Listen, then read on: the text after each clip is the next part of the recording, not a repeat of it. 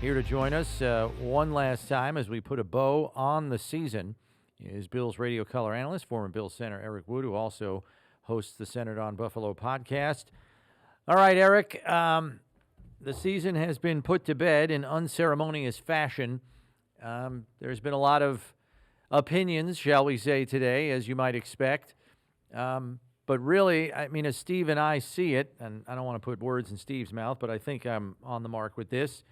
There are just a few plays of lack of execution that really hurt this team in what was a tight ball game. And we know in the playoffs the margins are even thinner than they are in the regular season. How did you see it?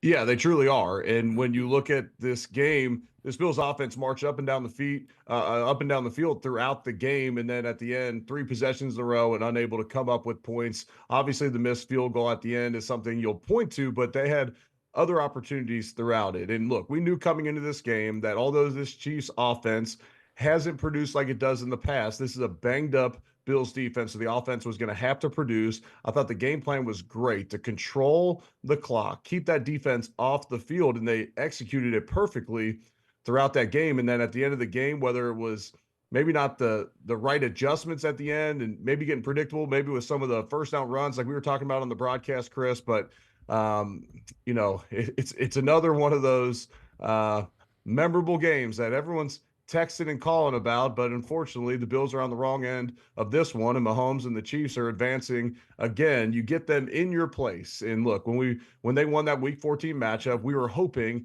that it would send Kansas City to Buffalo in the playoffs, and it did. And unfortunately, they come up short. So obviously a disappointing end of the season, and it's those small margin plays. The Bills play turnover-free football in the game. Now you have the turnover downs in your territory after the fake punt, but then you're able to force the lone turnover of the game and get the ball back. And look, these playoff games are generally going to come right down to the wire.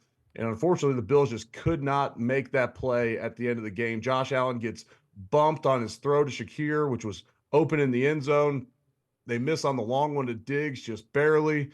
And you're sitting here on Monday and you're sitting here playing the what if game. What if Josh connects there? Is the defense able to come up with a stop and get Mahomes off the field and the Bills come away with the victory? But unfortunately, we're sitting here looking for answers now.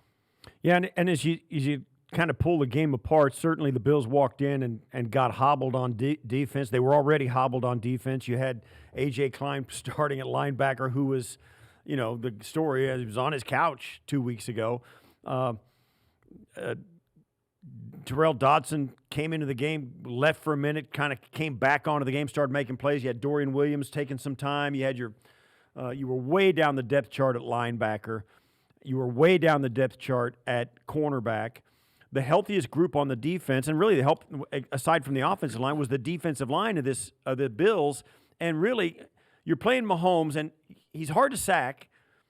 So's Josh. Neither guy took a sack the entire game. Early on, you saw Greg Rousseau get a shot at Mahomes, misses the sack, and it turns into this enormous first down conversion. So it's just kind of one of those games where the defensive line, even when they played well, couldn't get to Mahomes and put him off his mark. And really, that was the difference in this game defensively for the Bills. Right. This Chiefs offensive line, especially the interior, is good. I mean, that's as good of an interior offensive line as there is in the NFL, and they hold the Bills defensive tackles to 0 pressures in the game. And Daquan Jones and Ed Oliver, that's as good of a defensive tackle tandem as there is out there. I mean, top 5 at least in the NFL when you look at those two, and they're held without a pressure in the game. And then off the edges, Kansas City was able to handle the crowd noise for the most part, and they were able to protect Patrick Mahomes in the pocket. A big reason for that is they didn't force him into many third and longs. And so there wasn't a ton of obvious pass situations in this game either where Sean McDermott could maybe get more creative with the looks that he would give at the line of scrimmage to maybe get a free rusher at times on Mahomes. And then the one time they had 2 free rushers with A.J. Klein and Dotson coming, Patrick Mahomes takes off a sprint up into the pocket and hits Scantling down the middle of the field for the big game. And so, give credit where it's due to Kansas City. They took advantage of some mismatches. Look, Travis Kelce,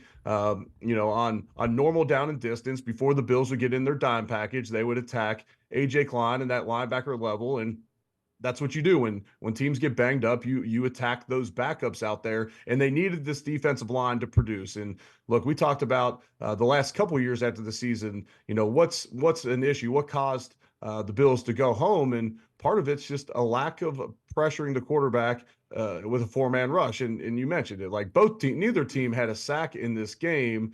But if they were going to affect Mahomes enough to be able to protect that back end of the defense, they were going to have to generate some pressure on it. And I understand that everything is complementary in football. So, at times Mahomes is making quick reads and he's attacking matchups. So, even if there is a win by the defensive line up front, they're just not getting home in time. And so this defense was reeling yesterday. Rasul Douglas, a valiant effort out there, but just didn't seem to be himself out there either.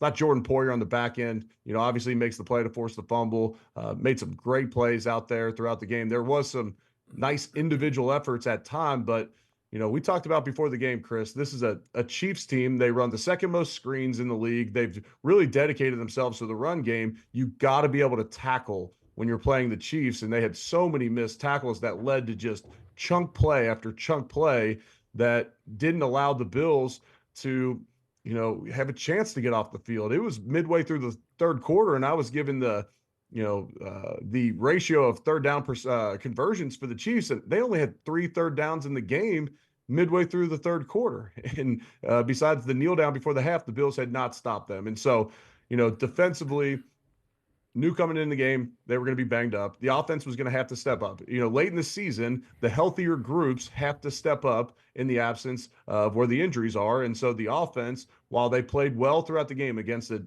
Kansas City Chiefs defense that's ranked second in the NFL in points per game, second in the NFL in yards per game, they moved the ball up and down the field, but at the end, in crunch time, just couldn't get it done.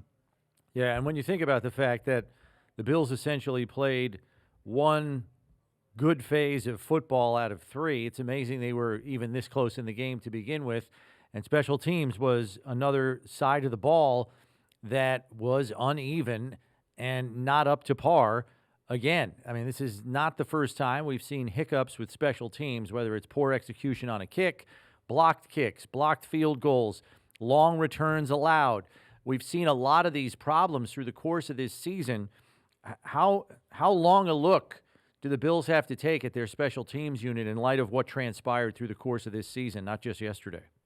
Yeah, it was an issue from the first game when you give up the punt return to lose the game against the Jets. And so you give that one up in overtime and it ends the game right there. And then throughout this season, there was issues with special teams. Sam Martin rebounded and became the special teams AFC Player of the Month for the month of December. But prior to that, he was wildly inconsistent. And then he gets the hamstring injury against the Steelers off of the blocked field goal. And he ends up pulling his hamstring or injures his hamstring and then was inconsistent yesterday. And then Tyler Bass goes 2 for 5 in the playoffs on field goals. And you just can't have that. And like we said earlier, when the margins of victory are so small in the playoffs, your special teams can't be a reason that you're not staying in the game, that you're not tying that game at the end. And people miss field goals, and everyone says it doesn't just come down to that. And I agree.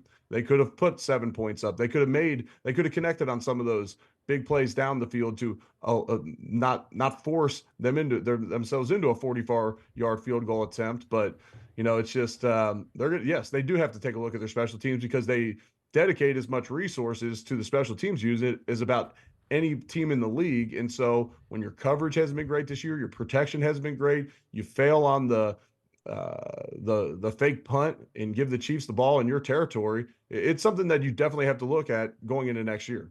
One of the things, too, is that the time of possession in this game was enormous for Buffalo. And how much was it evident in the early going that kind of had to be part of their plan? Their defense was going to be hobbled by injury. They knew they couldn't match up, particularly in man-to-man coverage with Kansas City, given the fact that they were down to their 4th and 5th corner and all of that. So they knew if they went man, Kansas City was going to heave it up on them. So they had to keep those guys off the field. What do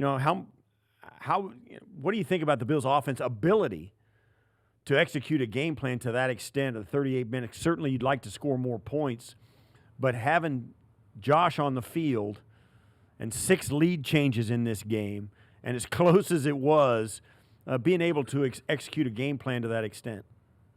Yeah, they executed well for a majority of the game on offense, really in the run game with Josh and Cook, Ty Johnson at times. They executed in the run game, which allowed them to then control the clock. Josh did a great job of taking what the defense gave him, and then they took a few shots down the field and didn't really connect on any of those. And, those are all close plays, and Bill's just unable to make them. And, you have the Kansas City Chiefs on the other side of the ball where they lead the league in drops on the season and then come in where it's a wind chill right around 0 and don't have any drops, and they make the plays down the field, and that ultimately becomes the difference in the football game. But yeah, I thought that Joe Brady in the game plan was great. I appreciated the game plan. I liked it. And they moved the ball up and down the field throughout this game, and you ultimately come up short. But when you're pointing fingers, you're not pointing the fingers at Josh Allen and the offense after this one, other than the fact that maybe late game execution, maybe instead of taking some of those shots down the field, you dump it down. But look, Josh Allen's an aggressive quarterback, and he makes those plays. And if he doesn't get bumped on the pass to Shakir, that's the same pass that he made to Dalton Kincaid a week ago, and it goes for 6. And so, yeah, I was impressed with the offense. I thought they came up with great answers throughout that game as well, with the RPOs, the screens to the outside, getting Kincaid involved on those screens to consistently move the sticks throughout the game. So spinning it forward now, Eric, as we enter the offseason, locker cleanout day here today. Gabe Davis among the people addressing the media, and he said he expects to hit free agency. He said at no point in time leading up to his last year of his rookie season was he approached about a contract extension. So he's expecting to hit the open market. And then on top of that, you look at the way the season ended over the last 10 games. Khalil Shakir outgained Stephon Diggs in receiving yardage by 40 yards, despite the fact that he had fewer than half the targets that Stephon Diggs had over that stretch, 37 targets to 80, and he had 40 more receiving yards. There is a widely growing contention that the Bills have to invest heavily in the draft in receiver talent to give Josh Allen the weapons necessary to compete in what is a full-blown arms race in the AFC and probably address it early. Now, fortunately, it's a good receiver draft, but how badly does this offense need weapons that Josh Allen can count on from start to finish in a season? Yeah, and not even just looking at yesterday, looking at the course of the season, having someone besides Diggs, Shakir, having someone that can consistently separate and make the plays down the field, take the top off the defense. Scantling on the other side for Kansas City, he's 6'4" and he can run and he can stretch the field and he can open up some other things for the other guys that are playmakers. And when you look at the Bills' skill position, especially the young guys, you get guys like Shakir, who you mentioned, Kincaid, and Cook all step up this year, all young players, nice draft picks that the Bills made. And I'm in the camp that, look, when you have Josh Allen, you want to put as many resources as you can around him and give him the weapons and the firepower to be able to go light teams up. And when you look at, moving forward into next year, if a Diggs gets hurt, who else do you have that's, putting fear in an opponent? Maybe Shakir next year, maybe Kincaid, but to have another guy and investing in a young guy in the draft that you can, kind of build around for the future at the wide receiver position makes a lot of sense to me. Yeah, and it comes down to what you've got to work with when you need cheap labor. And one thing that when we were talking, there's evidence of both ends of the spectrum when you talk about young players playing for Sean McDermott. There's Ed Oliver, there's A.J. Epinesa, there's Spencer Brown, and Osiris Torrance this year. But then there's also Khalil Shakir and James Cook, Dalton Kincaid did play early on, but Shakir and James Cook did not. Kaiir Elam's still waiting to get on the field. There's examples of both of these. If you do go to the draft, don't you kind of have to be committed to taking your lumps early on with these young players and kind of develop them through a long season? Yeah, and when you draft a guy as early as they drafted Kincaid, they come in likely a little bit more ready to go. And I understand Elam was a first-round draft pick last year, but it's a situation where Christian Benford, you get a steal late in the draft and he kind of takes his reps, and that's not necessarily a terrible thing because you hit on one, the jury's still out on Elam, but you hit on Christian Benford. He's a bright spot as far as a young guy on a rookie contract on defense. So if you're going to invest a first-round draft pick or even a second-round draft pick, you expect that production in year one, especially at the wide receiver position. You look at Rashee Rice for Kansas City, didn't have enormous production early in the season. Then as the season went on, he became more and more of a threat, goes for over 150 yards against the Dolphins in the first round of the playoffs. But yeah, it's a balancing act. It's a balancing act of what are you willing to put up with early in the season, because you're going to get some of those rookie mistakes. But then by the end of the season, and coaches will always say, after about halfway through the season, your rookie year, you're not a rookie anymore. You have experience. You've played enough games. Do you have the instincts of a grizzled veteran? No, but you're kind of eliminating those mistakes. You're starting faster in games. And so, yeah, there's a lot appealing about saying, hey, look, Sean McDermott, the way he was able to piece together an injured defense for a majority of the season, the highest levels they played, okay, not that you can invest all of your assets on the offensive side of the ball, but Sean proved this year that he can piece together a defense, and you get a Milano back, and you get Bernard back at linebacker who missed the last game, and you have some great young pieces on that defensive side of the ball. Okay, give me the firepower on offense, and let's say try and keep up with this Bills offense.